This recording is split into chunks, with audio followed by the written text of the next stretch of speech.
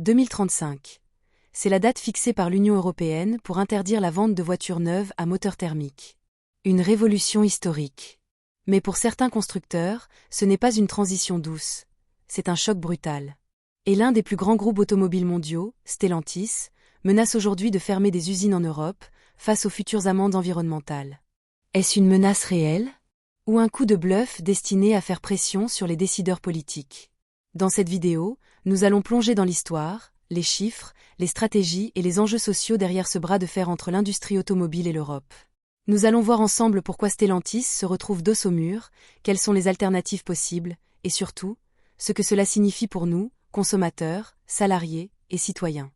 Pour comprendre cette affaire, revenons en arrière.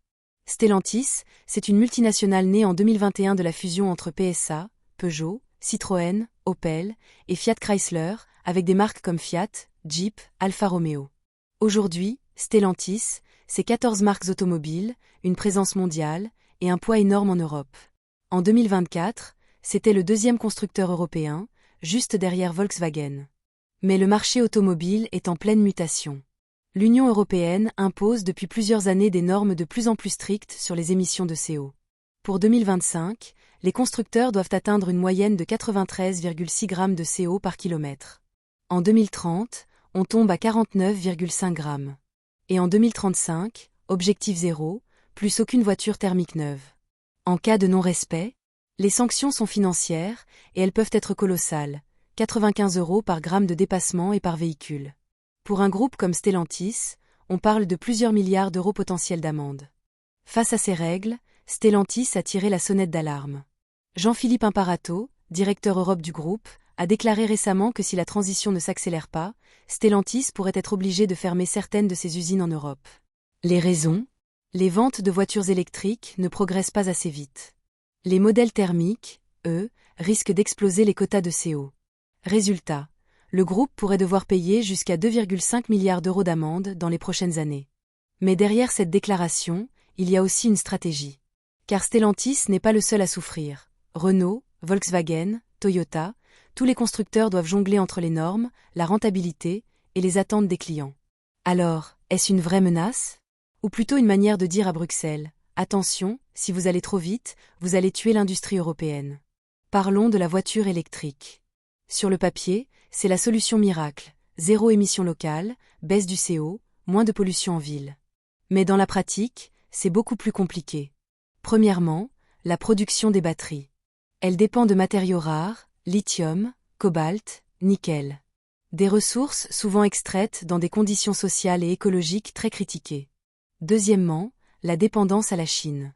Aujourd'hui, l'Europe produit très peu de batteries. La majorité vient d'Asie. Troisièmement, la rentabilité.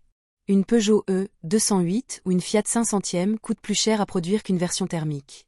Les marges sont plus faibles et les clients ne sont pas toujours prêts à payer la différence.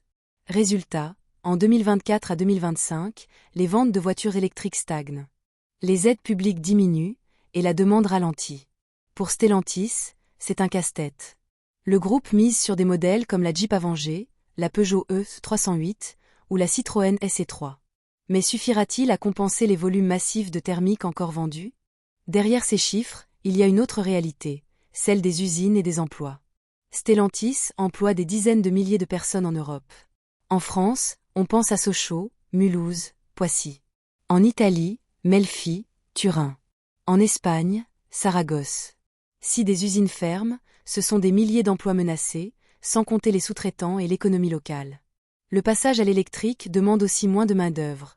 Une voiture électrique est plus simple mécaniquement, moins de pièces mobiles. Cela veut dire moins d'emplois à long terme dans l'industrie.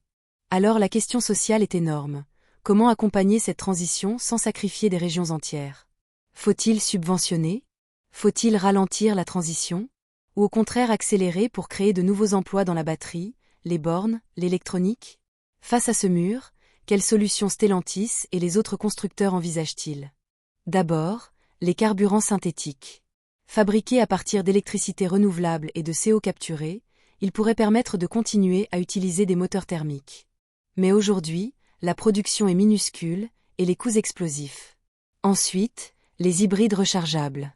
Ils permettent de réduire les émissions, mais l'UE les considère comme une solution temporaire. Autre piste, accélérer la production de batteries en Europe. Des gigafactories sont en construction en France, en Allemagne, en Suède. Stellantis lui-même investit dans des usines de batteries avec Total Energy et Mercedes. Enfin, il y a la question des infrastructures. Sans bornes de recharge accessibles et fiables, l'électrique ne décollera pas. L'Europe s'est fixé des objectifs, mais beaucoup de pays sont en retard. Alors, que peut-il se passer dans les prochaines années? Scénario optimiste. Stellantis réussit sa transition, vend massivement des voitures électriques rentables et sauve ses usines. Scénario pessimiste. Les ventes d'électriques stagnent, les amendes tombent, plusieurs usines ferment, et Stellantis perd du terrain face à Tesla, BYD ou Volkswagen. Scénario réaliste. Stellantis s'adapte, mais de manière progressive. Certaines usines ferment, d'autres sont reconverties. L'emploi baisse, mais le groupe survit en mélangeant électrique, hybride et quelques niches thermiques. Alors, menace réelle ou coup de bluff? D'un côté, les chiffres parlent d'eux-mêmes. Sans électrification massive, Stellantis risque des amendes énormes. De l'autre, cette menace de fermeture ressemble aussi à une arme politique, un moyen de dire « Attention, vos règles risquent de tuer l'industrie européenne ». La vérité, c'est que les deux aspects coexistent. La transition est une obligation, mais son rythme décidera de la survie, ou non, des constructeurs historiques. L'automobile européenne est à la croisée des chemins. Stellantis, comme Renault, Volkswagen ou Mercedes, doit choisir, s'adapter vite ou risquer de disparaître. Mais cette histoire ne concerne pas seulement les industriels, elle touche nos emplois, nos villes et notre avenir écologique. Alors je vous pose la question, pensez-vous que Stellantis bluffe ou que l'Europe va trop loin? Dites-moi en commentaire ce que vous en pensez, abonnez-vous pour suivre d'autres enquêtes sur l'avenir de la mobilité, et on se retrouve très bientôt.